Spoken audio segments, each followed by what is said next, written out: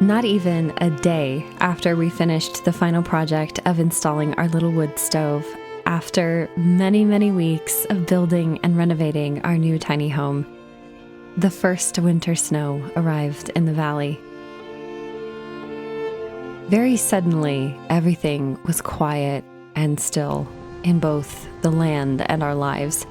You know how when you have a really busy day and you're doing a lot and it's just go, go, go, go, go, and you're on your feet and you're feeling good, and then you decide to sit down for the first time that day, and as soon as you sit down, it fully hits you just how exhausted you are?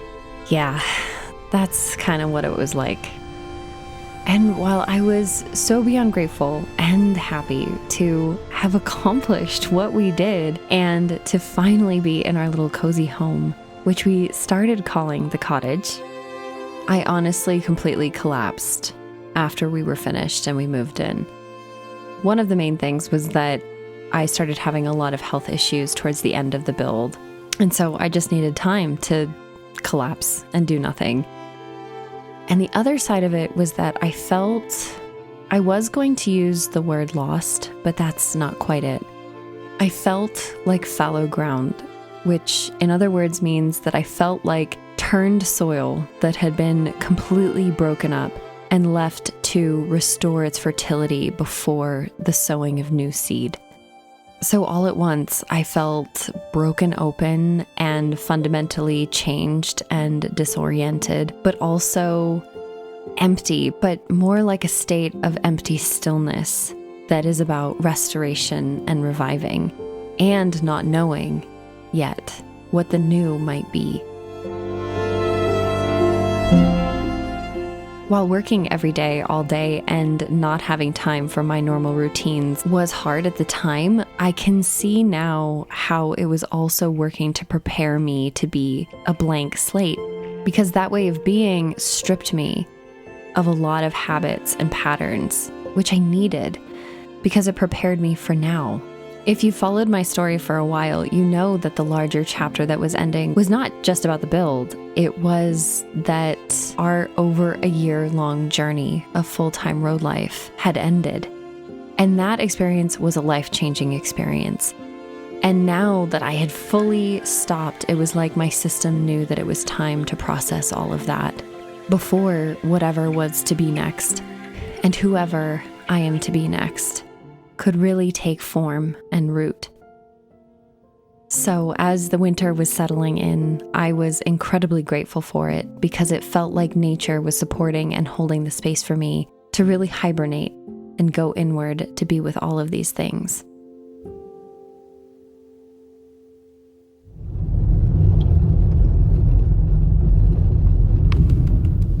Days after moving in, we had another urgent project to attend to: getting our firewood for the winter season.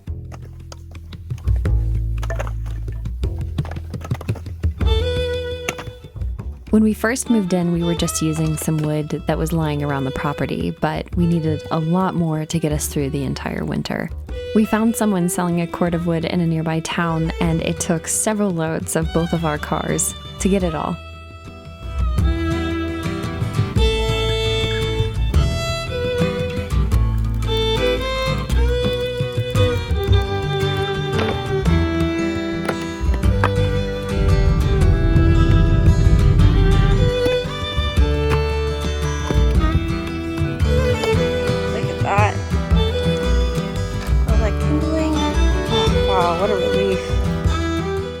Already just a few days after moving into the cottage and staying warm from the heat of a wood-burning stove, I already felt the tangible awareness and a new relationship with the weather and nature in a way that felt really healing. When you're so directly impacted by something that you have to adjust your life around, like in this case, the weather and having heat, you develop a new awareness about it and a sort of synchronized relationship to it.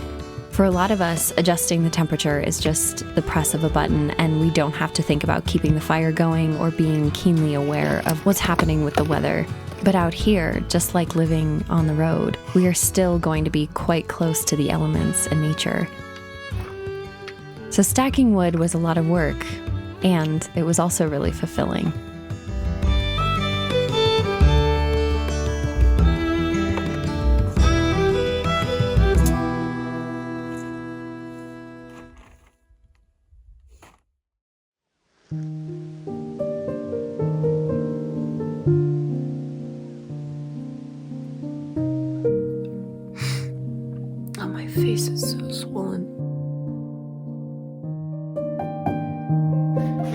Wait.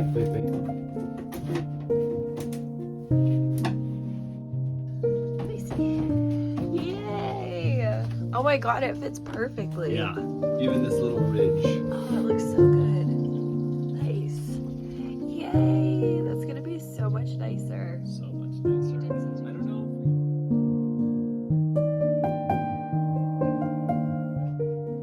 Bubba, you helping?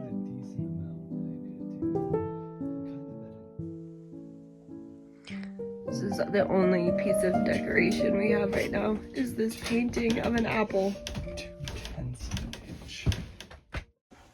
For a few weeks while I was sick, we lived with only the things that we had with us for road life and our bare essentials. So once my physical health got a bit better, we packed up for a several-day road trip so that we could finally go to our storage unit. The drive there takes nearly an entire day, so we slept in the car that first night and got started early the next morning. Well, oh dear, it's like a full-on snowstorm here. I get this classic. Here we go. You ready?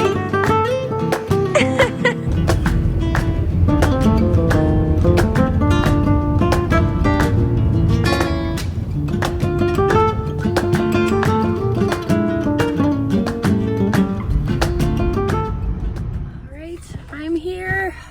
Oh, I can't wait. Since Noel and I were going to be driving through this area which we have been before, after we went to our storage unit to get all of our stuff, so we can finally begin to decorate the camper and like really move in. I was able to book an appointment with this woman who is one of the most amazing healers. She does cranial sacral work, and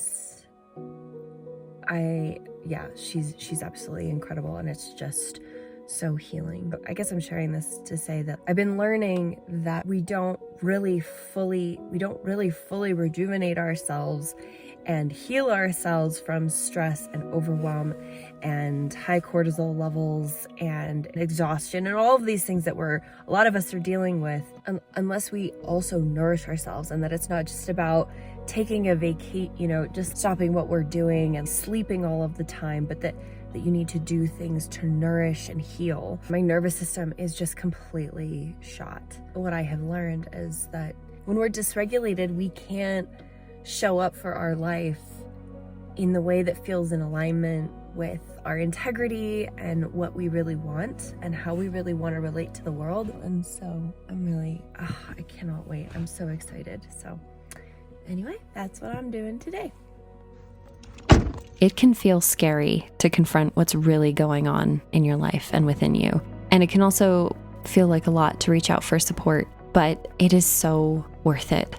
Even though I'm somebody that knows this, I still need a lot of reminders. And I hope this doesn't sound cheesy, so let me take this moment to be your little reminder to turn towards getting support, connection, healing, and nourishment, simply because we deserve it.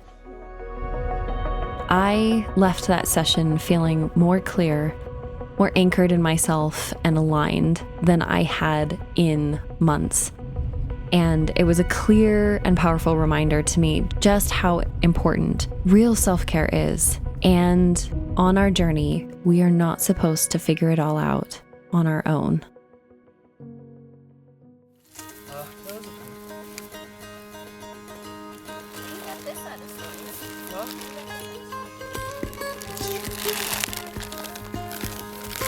It's supposed to be fried.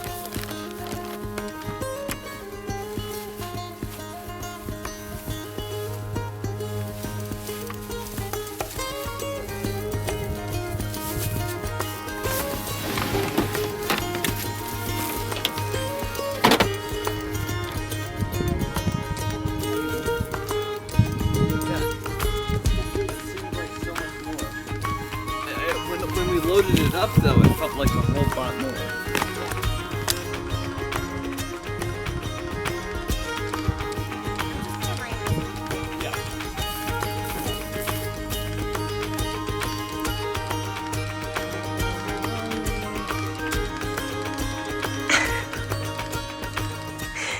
I mean, we're getting there. Yeah. It's really just this, which quite a bit of it will probably stay in storage for now. And then Lil's like, what is going on? What happened to my house? Oh boy. Yeah. Well. there's a lot, but there also isn't a lot. Yeah, I know. It's funny.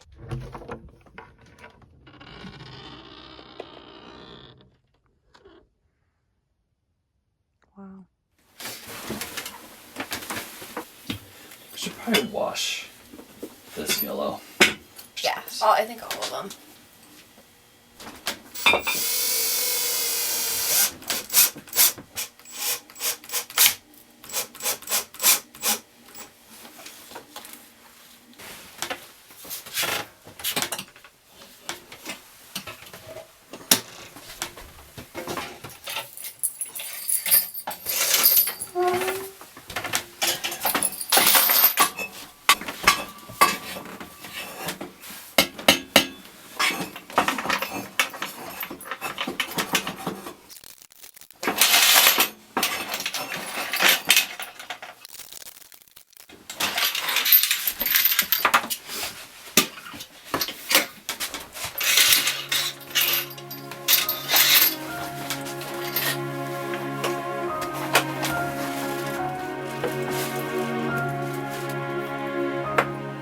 It felt so good to reconnect with and see so many of these things that we've collected throughout our life and travels and all the decorations of our home that we hadn't seen since moving out of our old home.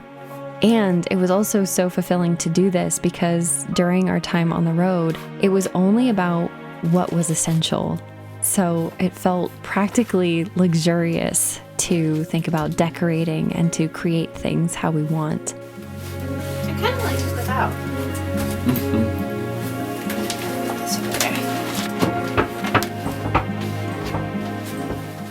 Although we did know that a lot of the decorating and how we were setting things up was only going to be temporary because there's still so much that we need to build in terms of storage, shelves, and the overall setup.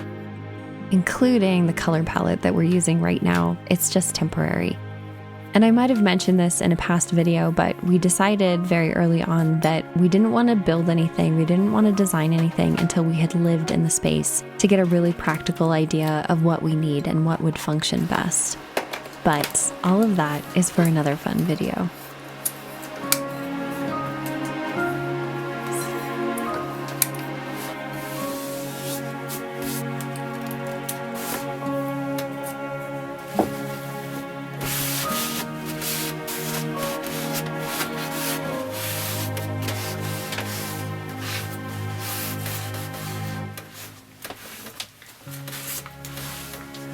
Stored. Perfect. So we're just gonna cut a circle or a square. It might make more sense just to cut like a. Oh, like off the top. Yeah. That does make sense. He's like, Daddy, why are you measuring me? 7 inches. It's okay, Bubba. Don't worry. We're making you a cat box.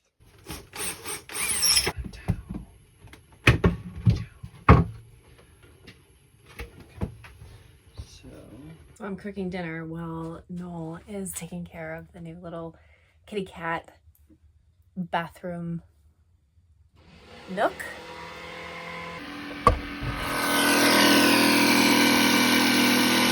All right. Awesome. super easy. That's great. All right. Oh my God, that's so cute. Kitties. Oh, it's a perfect size. Immediately. He's going pee? Immediately. Oh my God, Baba.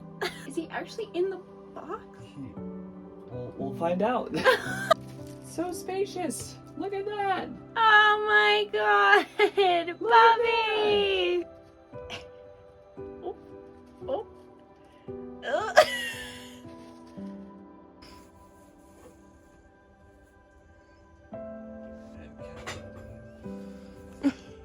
She's purring so loudly. Are you happy, bunny? Oh, do you have the hiccups?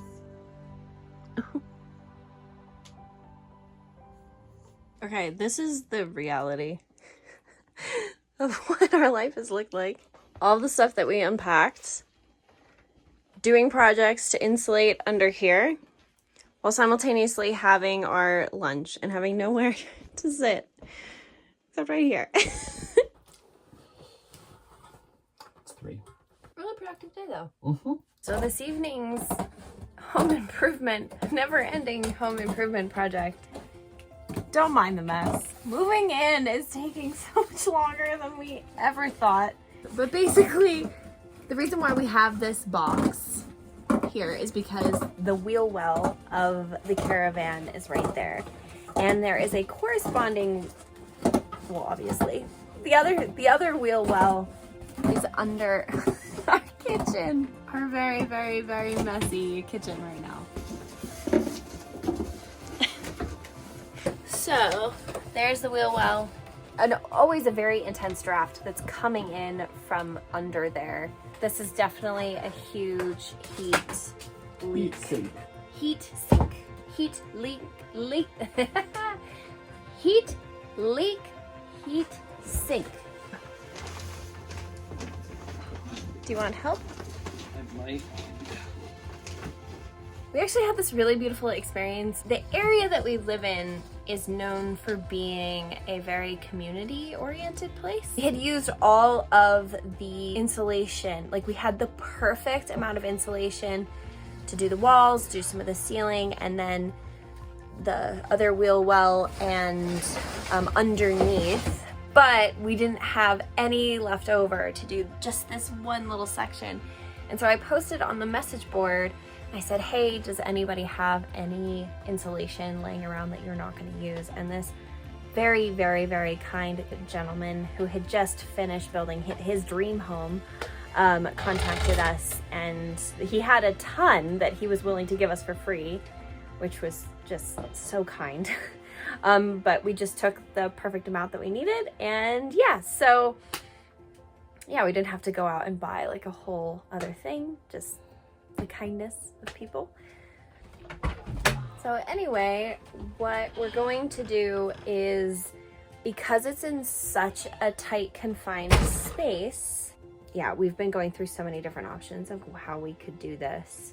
We were gonna use insulation foam, but it's just so brittle. We were thinking, oh my God, it's just gonna fall apart. And then wood is gonna be a whole scary, overwhelming endeavor to cut like the right pieces, and it has no give whatsoever, so to get it in all those tight corners. Long story short, we had the brilliant idea of just using cardboard to hold it in place, and then we're gonna tape the seams around the insulation. I have to say, I absolutely love how tiny home living is so scrappy. You have to be so scrappy. I'm also learning that there's no right way to do anything. Like, I get so caught up in my head and come up and I just feel so much fear sometimes. I'm like, oh, we're not doing it by the book. It has to be right. Such a lesson in, which is like a huge metaphor for life. Literally, whatever works. Scrappiness at the end of the day wins. Whatever works wins. Are you ready to go? He's got his denim jacket on. He really needs a haircut.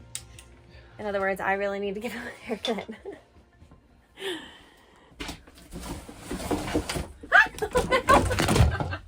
Okay, so remember these moments before you see it like looking all cute and nice. Don't forget that this is what the process looks like. So I will pull it through on this side. Do we have? Okay. So it's hitting the screws. If you want to pull, I can push. It's coming. Okay, I'm pushing it down under the. Yeah. Oh wait, I need to be covered. Fiberglass is going to get me. This one. Sorry, Baba. Keep it coming. Oh, okay. Okay. Also, just to explain some of this mess, this was all the stuff we had stored in there. We don't just leave this stuff out. Yeah, so it's just holding the fiberglass insulation in. Very glamorous, I know, very fancy. Chaos, total chaos. Oh, Bubba. And then a piece that is about that long. Okay. Oh my god, it's amazing! But it's crazy. It's so much warmer already. Like before, we would open up this, you know, to get a plate or a bowl or something, and the air coming out would be frigid. Frigid, frigid, frigid. And everything in here was always so cold.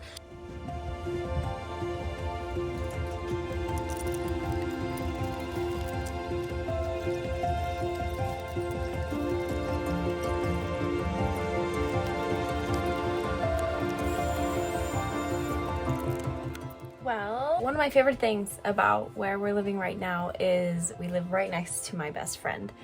And we're gonna go over and have dinner with her. A tradition is when we're all really tired, when we've all had a really big day, we get together and make dinner together so that no one has to make all of the dinner just for themselves. That's a really weird way to say that. But yeah, whenever we're really tired or we've had a big day, getting together and making meals together, so kind of like share the load, and also just it's so much nicer. So we're gonna grab a few things and go over have dinner with Hannah. Bring our contributions. Our kitties are cozy. I'm using the tomato paste. We're off to see the Hannah, the wonderful Hannah of Hannah Banana.